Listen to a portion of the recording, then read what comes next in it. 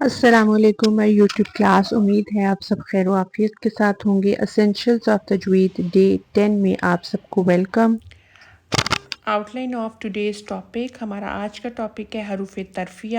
3 مخرج ہوں گے اور 3 ہی لیٹر ہوں گے۔ لیٹر ہوں گے لام، نون، را، اور مخرج نمبر 9۔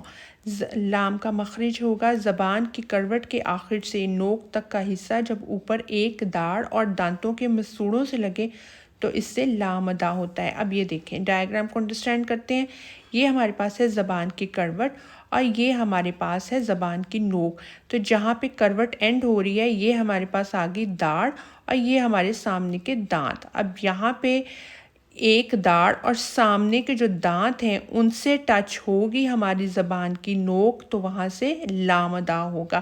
اب لام ہی کی جگہ سے داڑھ کو کراس کر دیں تو باقی جو دانت رہ جائیں گے ان سے جب ہماری زبان کی نوک ان کے دانتوں کے مسوڑوں سے لگے گی تو اس سے ہمارا نون ادا ہوگا۔ اور زبان کے کنارے کی پشت، اب یہ دیکھیں یہ ہے زبان اور اس کا کنارے کی جو پشت ہے جب یہ ٹچ ہوگی ان دانتوں کے مسوڑوں سے تو ہمارے پاس را ادا ہوگا۔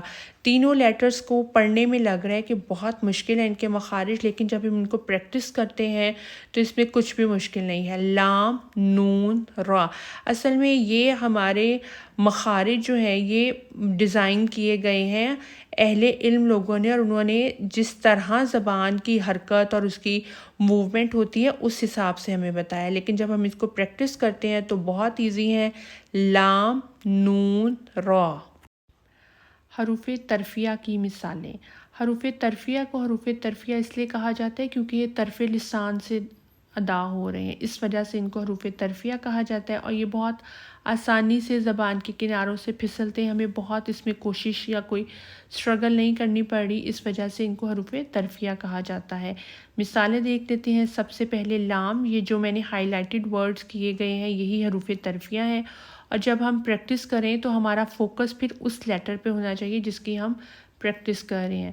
لکم، ولم، بالحق، الجمیل، الصالحات۔ نون کی پریکٹس کریں گے۔ من، آمن، وانحر، آنیتا، منہم۔ را کی پریکٹس کریں گے۔ نار، حرم، ربک، رابیا، رحیم۔